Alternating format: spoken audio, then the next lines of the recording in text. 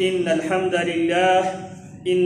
لله نحمده ونستعينه ونستغفره ونؤمن به ونتوكل عليه ونعوذ بالله من شرور أنفسنا ومن سيئات أعمالنا من يهده الله فلا مضل له ومن يضلله فلا هادي له وأشهد أن لا إله إلا الله وحده لا شريك له وأشهد أن محمدا عبده ورسوله أما بعد فإن خير الحديث كتاب الله وخير الهدي هدي محمد صلى الله عليه وسلم وشر الأمور محدثاتها فإن كل محدثة بدعة وكل بدعة ضلالة وكل ضلالة في النار. أما بعد فأعوذ بالله السميع العليم من الشيطان الرجيم. بسم الله الرحمن الرحيم. يا أيها الناس أنتم الفقراء إلى الله والله هو الغني الحميد. قرآن مجید سورہ فاطر میں اللہ رب العالمین انسانوں کی فطری کمزوری بیان کرتے ہوئے اللہ رب العالمین فرماتا ہے یا ایھا الناس، اے لوگو، انتم الفقراء الی اللہ، تم سب کے سب محتاج ہے اللہ رب العالمین کے. انتم الفقراء، تم سب کے سب محتاج ہیں. الی اللہ، اللہ کی طرف تم محتاج ہے. اور بے محتاج اگر کوئی ذات ہے، محتاجی کی کمزوری سے اگر کوئی پاک ہے، وہ رب کی ذات ہے. واللہ هو الغنی، اللہ بے نیاز ہے، اللہ کو کسی کی ضرورت نہیں ہے. اور یہی عقیدہ، یہی بات ہمارے دل و دماغ میں راسخ کرنے کے لیے کہ اللہ بے نیاز ہے، اللہ کے ما سوا سب اللہ رب العالمین کے نیاز مند ہیں اور اللہ بے نیاز ہے. یہی بات ہمارے دل و دماغ میں راسخ کرنے کے لیے محمد الرسول اللہ صلی اللہ علیہ وسلم جب فجر کی نماز سے پہلے 2 رکعات اللہ کے نبی علیہ السلام پڑھا کرتے تھے، ان میں دوسری رکعت میں سورۃ الاخلاص کی تلاوت کیا کرتے تھے. نماز کے بعد پیارے پیغمبر علیہ السلام فجر کی نماز کے بعد اللہ کے نبی علیہ السلام 3 بار سورہ اخلاص کی تلاوت کیا کرتے تھے. اور ظہر کی نماز کے بعد پیارے پیغمبر علیہ السلام 1 بار سورہ اخلاص کی تلاوت کیا کرتے تھے. عصر کے بعد 1 بار، مغرب کے بعد 3 بار، عشاء کے بعد 1 بار، اور بستر پر لیٹتے وقت 1 بار. اور پیارے پیغمبر علیہ السلام رات کی سب سے آخری نماز آپ وتر کی نماز پڑھا کرتے تھے.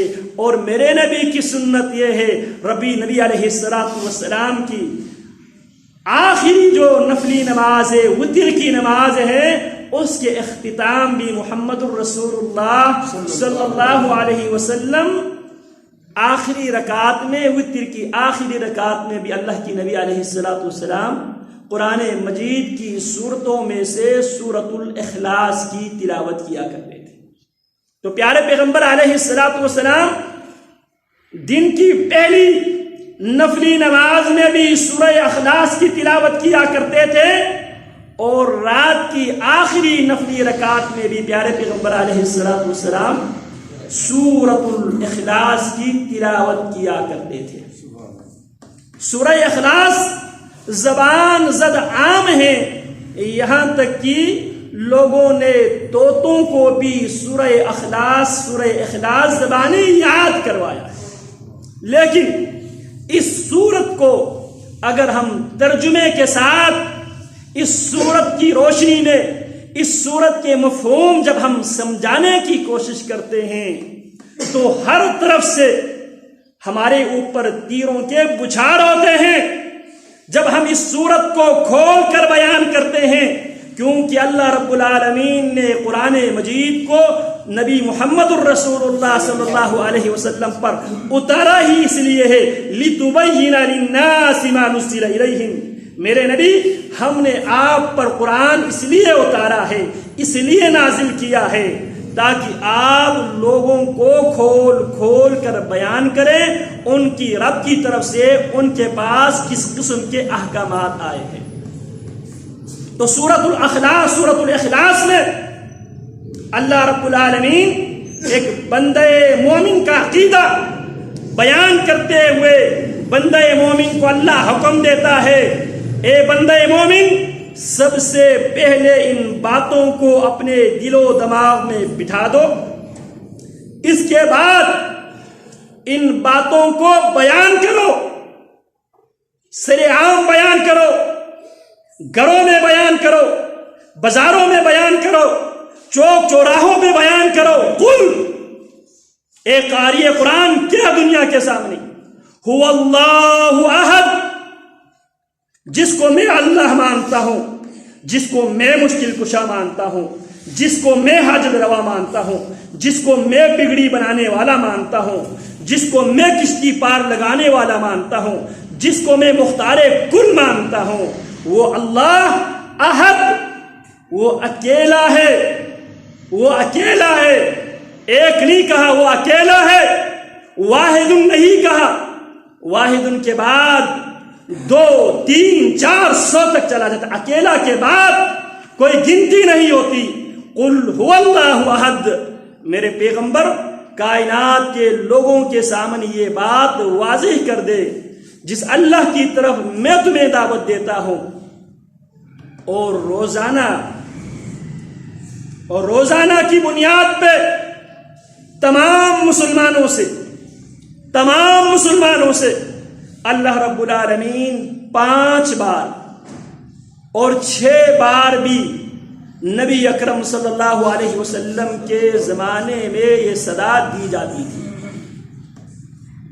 رسول اللہ صلی اللہ علیہ وسلم کے زمانے میں رات کی بھی اذان ہوتی تھی، جس کو عموماً ہم تہجد کے اذان سے جانتے ہیں، حالانکہ وہ تہجد کی اذان نہیں ہے،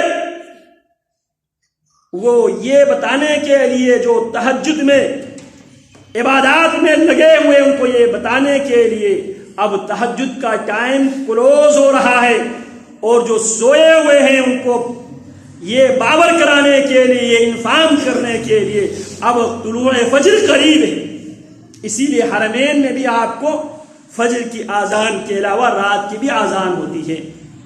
تو بات میں یہ کر رہا تھا 5 بار یا 6 بار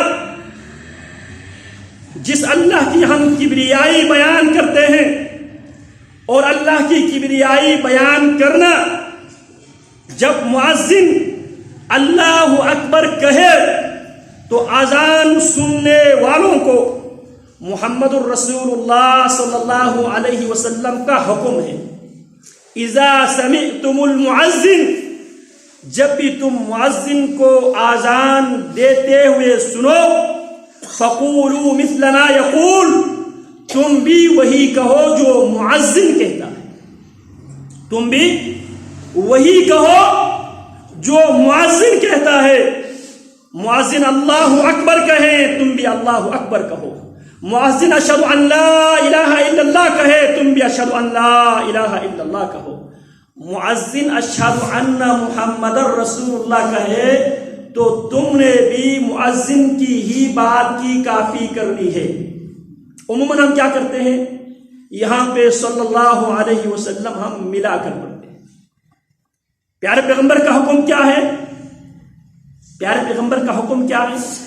جو مؤذن کہتا ہے وہی تم کہو۔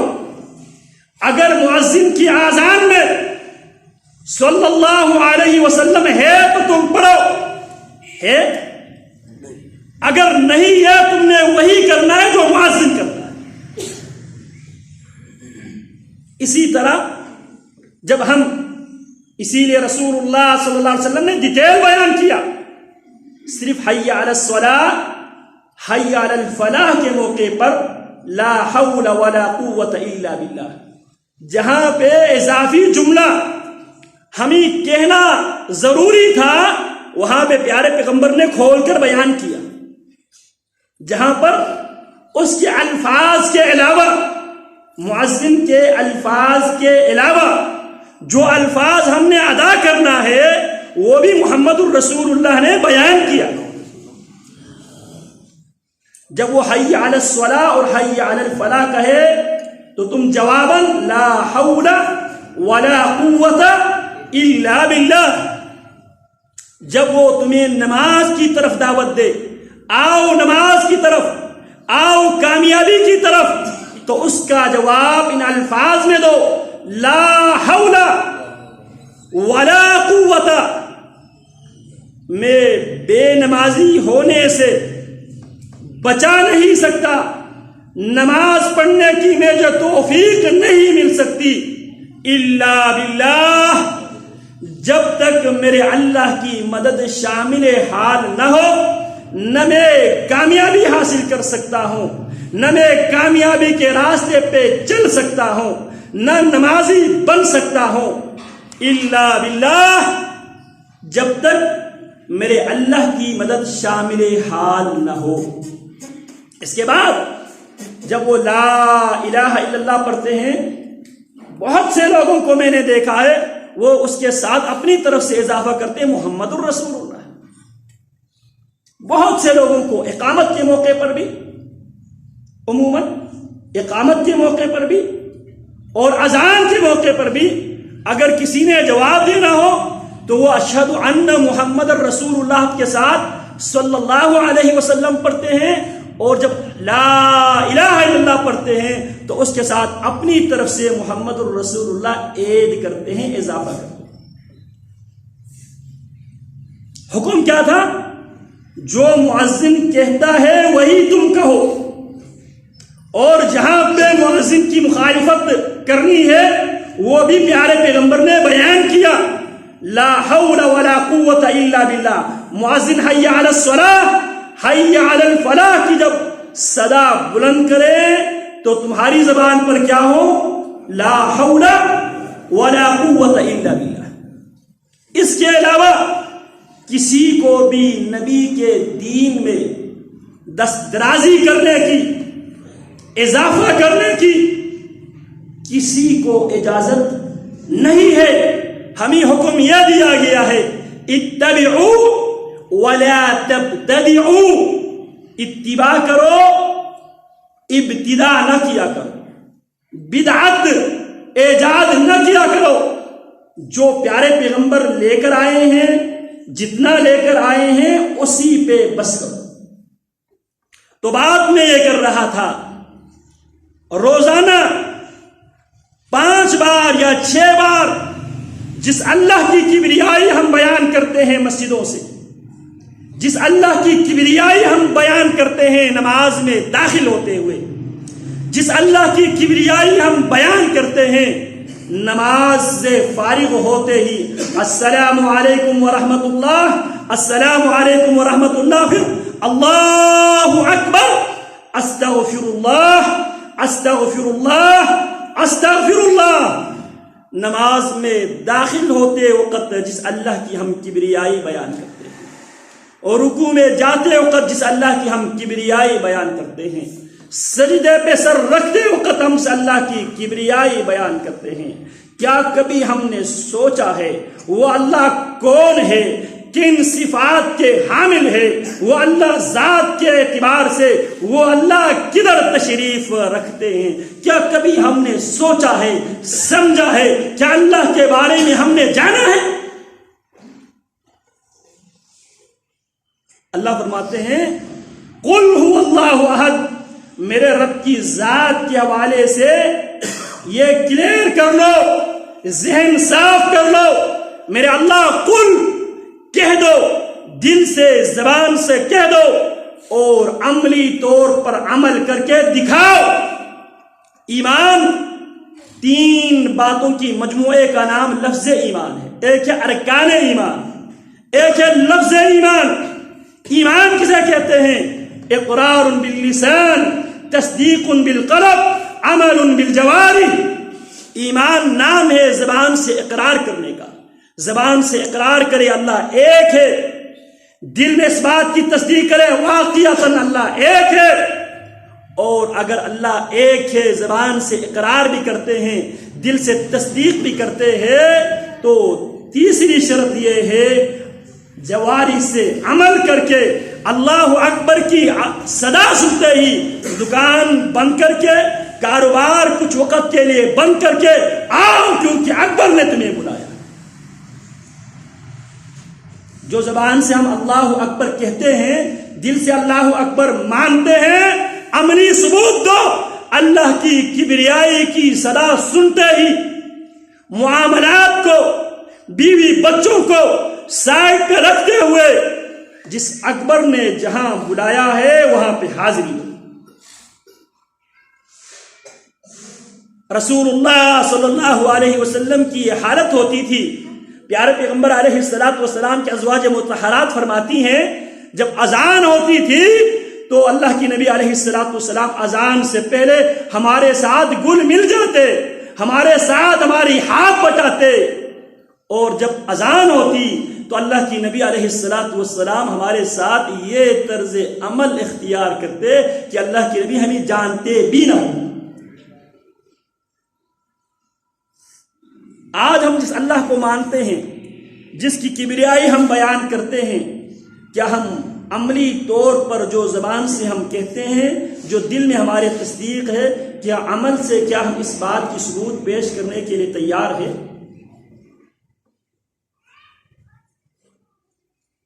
قل هو اللہ احد۔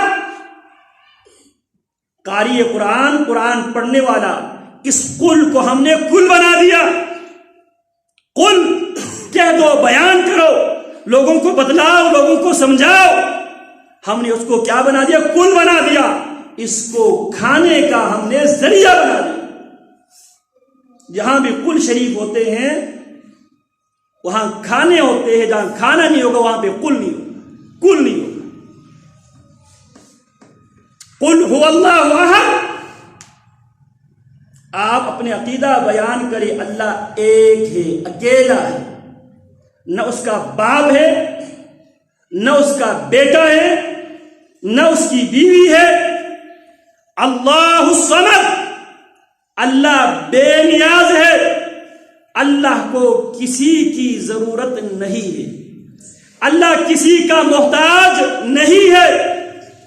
اللہ الصمد، اللہ بے نیاز ہے، اللہ کے ماں سوا، اللہ کے غیر، اللہ کے پل پل کے لیے اللہ کے محتاج ہے۔ دیکھنے کے لیے، سننے کے لیے، سمجھنے کے لیے، بولنے کے لیے، چبانے کے لیے، چلنے کے لیے، سمجھنے کے لیے، کمانے کے لیے اللہ کے محتاج ہے۔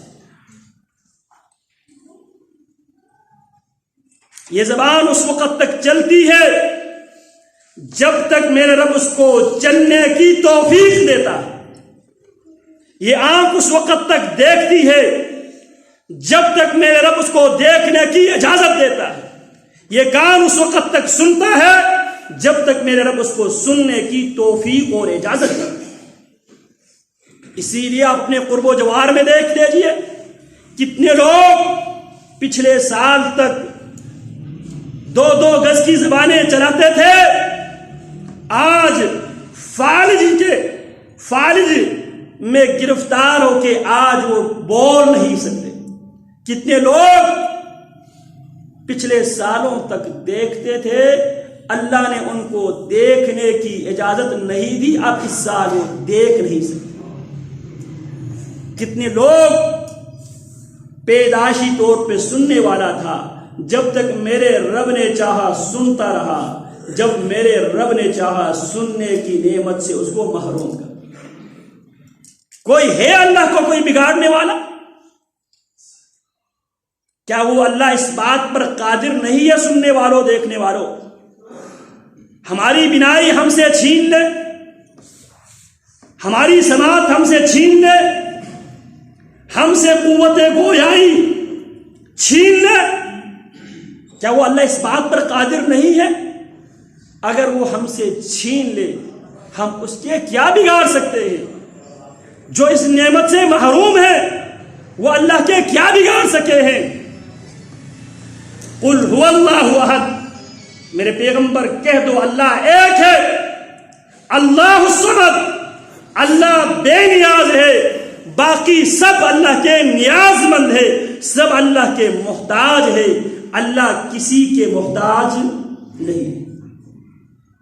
لم یلد ولم یولد، لم یلد، نہ اس اللہ نے کوئی بیٹا پیدا کیا ہے، نہ اللہ کا کوئی بیٹا ہے، بیٹا کمزوری ہے۔ ولم یولد، نہ اللہ کسی سے جنا گیا ہے، نہ اللہ کا باپ، باپ بیٹے کی کمزوری ہے، بیٹا باپ کی کمزوری ہے۔ میرے اللہ کمزوریوں سے سبحان اللہ، اللہ ان تمام کمزوریوں سے پاک ہے۔ میرے نبی نے اس عقیدے کو دل و دماغ میں راسخ کروانے کے لیے سبحان اللہ، الحمدللہ، اللہ اکبر، لا الہ الا اللہ، ان کو زبان پہ بار بار پڑھنے کا حکم دیا۔ رسول اللہ صلی اللہ علیہ وسلم فرماتے ہیں الطہور شطر الایمان والحمد للہ تملأ المیزان وسبحان اللہ والحمد للہ تملأان او تملأ ما بین السماء والارض والصلاة ضیاء والصدقة برہان والصبر، الصلاة نور والصدقة برہان والصبر ضیاء، فكل الناس يغدو فبائع نفسه فموبقها او موتقها، رواه مسلم۔ رسول اللہ فرماتے ہیں الطہور شطر الایمان، پاکی ایمان کا شطر ہے، حصہ ہے۔ دل و دماغ شرک سے پاک رکھنا،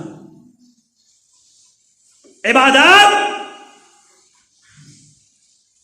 بدعات و خرافات سے پاک رکھنا، معاملات حرام کاری سے، حرام خوری سے، فراج سے معاملات پاک رکھنا، زبان جھوٹ سے، الزام تراشی سے، بہتان ترازی سے، گالی گلوچ سے، غیبت سے زبان پاک رکھنا۔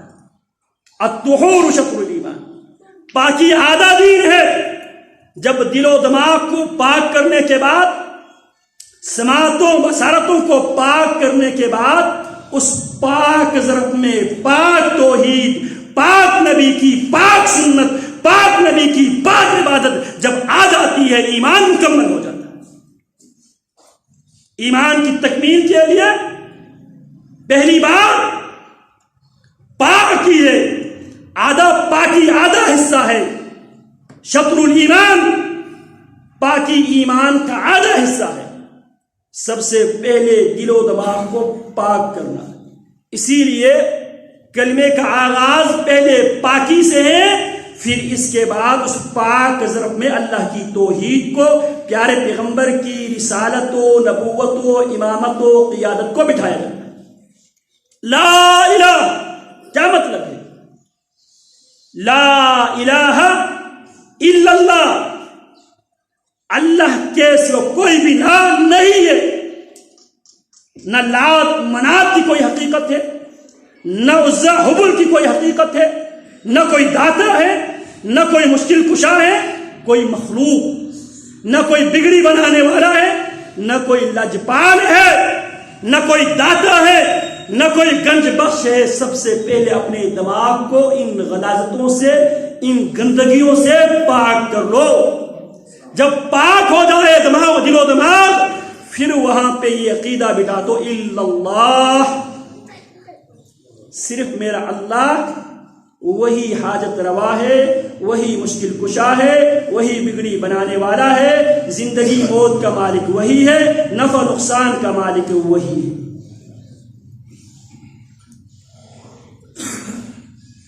تو رسول اللہ کیا فرماتے ہیں؟ الطہور شطر الایمان، پاکی ایمان کا نصف حصہ ہے، آدھا حصہ ہے۔ ہم گھروں میں بھی جب ہم دودھ لیتے ہیں روزانہ تو سب سے پہلے ہم کیا کرتے ہیں؟ برتن کو صاف کرتے ہیں، پاک کرتے ہیں، پھر اس کے بعد اس میں دودھ محفوظ کرتے ہیں۔ اگر برتن کو صاف پاک کیے بغیر اگر آپ دودھ محفوظ کرنے کی کوشش کریں تو دودھ کی کیا حالت ہوتی ہے؟ دودھ خراب ہو جاتا ہے۔ اسی طرح عقیدہ کو قبول کرنے سے پہلے دل و دماغ کو پہلے پاک کرنا ضروری ہے، تاکہ عقیدہ شرک کی غلاظتوں سے، شرک کی وائس سے عقیدہ محفوظ ہو۔ تو یہ پاکی ہے۔ الطہور شطر الایمان والحمد للہ تملأ المیزان، الحمدللہ کہنے سے، پڑھنے سے تمام تعریفیں صرف اور صرف میرے اللہ کے لیے۔ جب انسان الحمدللہ پڑھتا ہے، عموماً ہم صرف اس کو ایک ورد وظیفہ کے طور پر سمجھتے ہیں، اس کی مفہوم سمجھنے کے لیے تیار نہیں ہے۔ الحمدللہ کیا مطلب ہے؟ الحمدللہ سب سے پہلے اس انسان کے میں کو، اس کی انا پرستی کو، اس کے تکبر کو ملیا میٹ کر دیتا ہے، اس کو گرا دیتا ہے، اس کو ختم کر دیتا ہے۔ میرا کوئی کمال نہیں ہے، میرے پاس کوٹھی ہے، گاڑی ہے، ملازمت ہے، تجارت ہے، الحمدللہ تمام تعریف میرے اللہ کے لیے۔ میں کا کوئی حیثیت، میری کوئی کمال نہیں ہے۔ اگر یقین نہ آئے یہ اللہ کی توفیق ہے، اللہ کا دین ہے، اس میں نہ آپ کی قابلیت کا کوئی دخل ہے، نہ آپ کی تعلیم اور ڈگری کا کوئی دخل ہے۔ کتنے لوگ ہم سے قابل لوگ، کتنے قابل لوگ ان کے منشی بنے ہوئے ہیں جو اپنے سائن بھی کرنا نہیں جانتے۔ پڑھے لکھے لوگ ان کے منشی ہیں جو اپنے سائن بھی کرنا نہیں جانتے۔ اگر مال و دولت، ڈگری اور تعلیم اور قابلیت کی بنیاد پر مال و دولت ملتی تو قابل لوگوں کے پاس دنیا کے سارے وسائل ان کے پاس ہیں۔ قابل لوگوں کی اکثریت ناقابل لوگوں کی ملازمت اور نوکری اور چاکری پر لگے ہوئے ہیں۔ تو الحمدللہ میری صحت میرے رب نے دی، اس میں میرا کوئی کمال نہیں۔ میرا کاروبار اگر ٹھیک چلتا ہے، الحمدللہ میرے اللہ کی تعریف ہے، اس اللہ نے میرے کاروبار کو چلایا۔ میں دنیا کے اگر پریشانیوں سے اگر محفوظ ہوں تو اس میں میرا کوئی کمال نہیں ہے۔ الحمدللہ یہ میرے رب کی نعمت ہے، تو رب کی نعمتوں پہ میں رب کی تعریف بیان کرتا ہوں۔ تو رسول اللہ کیا فرماتے ہیں؟ والحمدللہ تملأ المیزان۔ جب اس عقیدے کے ساتھ میں کو گراتے ہوئے، میں کو دباتے ہوئے، قد افلح من زکاها وقد خاب من دساها، اللہ فرماتے ہیں قد افلح من زکاها، کامیاب ہوا وہ انسان جس نے اپنے نفس کو، اپنے میں کو دبایا، پاک کیا۔ وقد خاب من دساها، جس نے پاک کیا، صاف کیا، وہ کامیاب ہوا، اور ناکام اور نامراد ہوا جس نے میں کو آگے رکھا۔ تو الحمدللہ جو بظاہر ایک جملہ ہے، ایک سینٹنس ہے، جو ہر بچہ بھی پڑھتا ہے، لیکن اس کو عقیدے کے ساتھ پڑھو، دنیا کی بہت سی مصیبتیں ختم ہو جائے گی۔ آج دنیا میں قتل غارت گری کی بنیاد ہے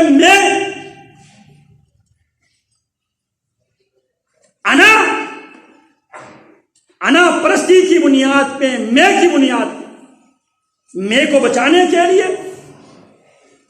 اپنی انا کے لیے لڑائی ہوتی ہے، جھگڑا ہوتا ہے، قتل غارت گری ہوتی ہے، صرف اور صرف میں کی تسکین ہے۔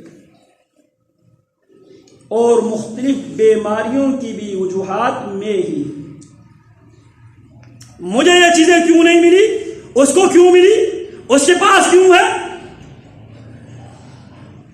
میرے پاس کیوں نہیں ہے، یہی سوچتے سوچتے ڈپریشن کا شکار ہو۔ تو رسول اللہ صلی اللہ علیہ وسلم نے فرمایا والحمدللہ تملأ المیزان، جو الحمدللہ پڑھتا ہے عقیدے کے ساتھ، نظریے کے ساتھ، سمجھ کر پڑھتا ہے، وہ میزان کو، ترازو کو بڑھ دیتا ہے۔ والحمدللہ وسبحان اللہ تملأان، پیارے پیغمبر فرماتے ہیں سبحان اللہ اور الحمدللہ تملأ او تملأان ما بین السماء والارض، جو آدمی الحمدللہ سبحان اللہ اس عقیدے سے پڑھتا ہے، سبحان اللہ میرا اللہ تمام کمزوریوں سے پاک ہے، میں کمزور ہوں، میں محتاج ہوں، میرے اندر ہر قسم کی کمزوری پائی جاتی ہے، میں دیکھتا ہوں کمزور دیکھتا ہوں، میری بینائی کمزور ہے، میری سماعت کمزور ہے، ایک حد تک میں دیکھ سکتا ہوں، ایک حد تک میں سن سکتا ہوں، ایک حد تک میں اپنی آواز پہنچا سکتا ہوں، میرے ہر کام میں کمزوری ہے، اور میرے اللہ کمزوریوں سے پاک ہے، میں اپنے اللہ کا محتاج ہوں، میرے اللہ محتاجی سے پاک ہے۔ جو یہ کہے گا، محمد الرسول اللہ کیا فرماتے ہیں، تملأ ما بین السماء والارض، آسمان اور زمین کی جو مسافت ہے، خلا ہے، وہ نیکیوں سے بڑھ جائے۔ پھر فرمایا والصلاۃ نور، جو نماز ہے سنت کے مطابق، ٹائم پہ جماعت کے ساتھ جو نماز ہے، وہ نماز اور روشنی ہے۔ دنیا میں مختلف پریشانیوں کی گپ اندھیرے میں روشنی ہے، قبر میں روشنی ہے، برزخ میں روشنی ہے، محشر میں روشنی ہے، اور یہی روشنی اس روشنی والے کو حوض کوثر تک لے جائے۔ نورہم یسعی بین ایدیہم، اللہ قرآن میں فرماتے ہیں ان کے نور ان کے آگے سے دوڑ رہے ہیں، پیچھے سے دوڑ رہے ہیں۔ بشراکم الیوم، نور والو، روشنی والو، تمہیں خوشخبری ہے، تم نور لے کے جا رہے ہیں۔ اور جو منافق ہے، بے ایمان ہے، وہ ایمان والوں سے کہیں گے ہمیں نقتبس من نورکم، ہمیں بھی تھوڑی سی نور روشنی دے دو۔ قیل ارجعوا وراءکم، کہا جائے گا پیچھے دیکھو، پیچھے۔ فضرب بینہم بسور، ان کے درمیان ایک دیوار لگائی جائے۔ نور، میرے نبی علیہ السلام فرماتے ہیں میں اپنی امت کو قیامت کے دن پہچان لوں گا، غرم محجرین من آثار الوضوء، میں پنجکلی گھوڑوں کی طرح اپنی امت کو پہچان لوں گا، امت کے اعضائے وضو چمک رہے ہوں۔ کس کے لیے؟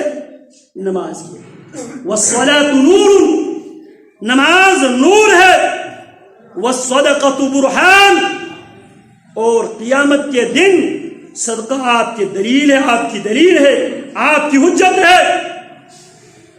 والصبر ضیاء، جب انسان پر مصیبت آتی ہے، انسان کی آنکھوں پہ اندھیرا چھا جاتا ہے۔ انسان پر جب مصیبت آتی ہے، فزیکلی اس کی آنکھوں پہ اندھیرا آ جاتا ہے۔ میرے نبی کیا فرماتے ہیں؟ والصبر ضیاء، صبر اور روشنی ہے، اس اندھیرے میں صبر کرنے سے اللہ روشنی دیتا ہے، اس مصیبت کو فیس کرنے کا اللہ اسے توفیق دیتا ہے۔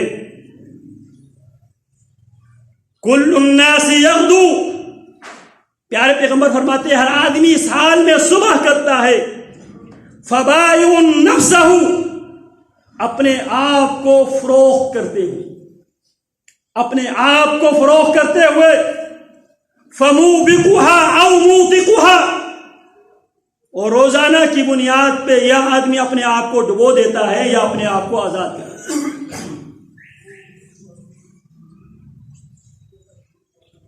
اللہ کی نافرمانی کر کے،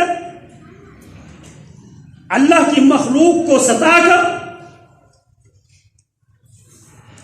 کمزوروں کو دبا کر، ظالم بن کر، فراد کر کے، دھوکہ دے کے، کل الناس یغدو فبائع نفسہ فموبقها او موتقها، ہر آدمی اپنے آپ کو یا جنت کے عوض سیل کر دیتا ہے یا جہنم کے عوض سیل کر دیتا ہے، فروخت کر دیتا ہے۔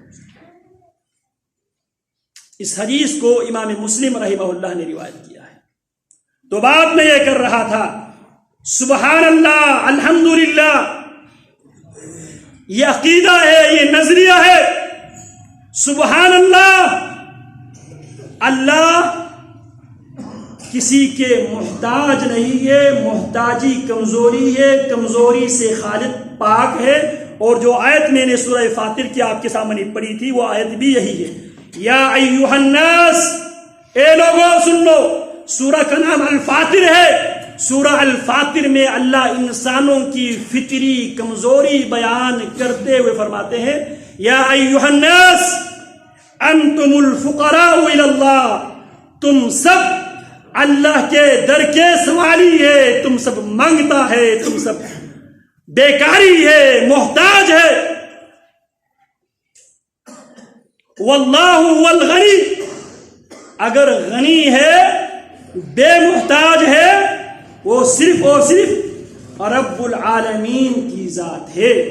اور قرآن مجید میں اللہ رب العالمین نے بہت سے حاجت مندوں کی، بہت سے محتاج لوگوں کی واقعات بیان کر کے ہمیں محتاجی، تنگ دستی کی صورت میں اللہ سے مانگنے کا اللہ نے طریقہ کار بیان کیا قرآن مجید۔